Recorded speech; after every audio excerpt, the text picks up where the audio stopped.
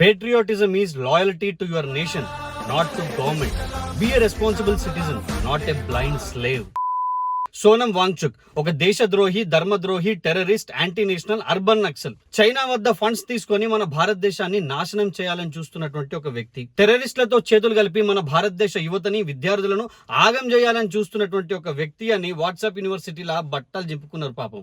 మరి అట్లాంటి దేశద్రోహి వద్దకు ఇద్దరు యూనియన్ మినిస్టర్స్ వెళ్లి బత్తాయి రసం ఇచ్చి మరీ దీక్షను విరమింపజేసారు. ఎందుకని? గౌరవ ప్రధానమంత్రి నరేంద్ర మోదీ గారు కూడా సోనం వాంగ్చుక్ గురించి ట్వీట్ చేసిండ్రు. తను మున్పట్లాగే బలంగా, ఆరోగ్యంగా ఉండాలని, తన ఆరోగ్యం పూర్తిగా కోలుకోవాలని నేను మనస్ఫూర్తిగా ఆ భగవంతుని ప్రార్థిస్తా ఉన్నాను అని ట్వీట్ చేసిండ్రు.